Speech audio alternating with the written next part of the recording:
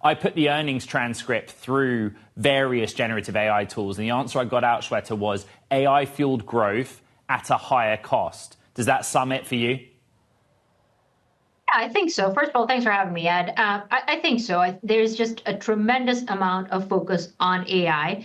And the conclusion here from the earnings is that yes, AI-related investments are bearing fruit, not only in search, which is their bread and butter, but also in cloud, where revenue grew significantly higher than where expectations were. So fundamentals are getting stronger for Google. They're showing it, and they're justifying with greater CapEx spend so that they can continue the durability is justified. We'll see whether Ed was putting it into Notebook LM and making it into a podcast, Shweta. But I am interested as to why this is negative for Amazon. Your note is so interesting. Ultimately, you think that this is a beat across the board. You think this is a good news story for Meta, but not for Amazon. Well, I think it is a positive. I should have been a little bit clearer in my note, just to be, a little bit more upfront. In the second quarter, I think it would be positive for Amazon. But the cloud numbers were pretty strong for Google, and there's not a ton of reason to think Amazon also wouldn't have seen benefits of demand. The incremental negative piece is that Google also commented on supply demand remaining tight. And so the capacity constraints, they are not out of the woods.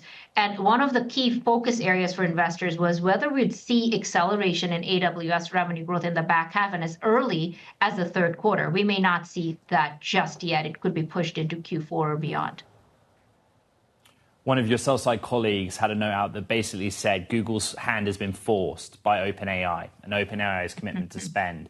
Also in the talent domain, how honest do you feel Alphabet or Google were about the pressures they're facing to spend their way into a situation or out of a situation?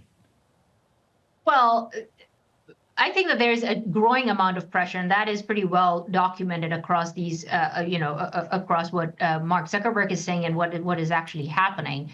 But the benefit with Google is also that they do also have the advantage of the infrastructure of the DeepMind research group of some of the best engineers that are out there. So not only a high pay package, but also who you work with, how innovative your work is, all that also matters. So I do think that there was some truth behind what Sundar was saying, that the retention levels are kind of where they want to be.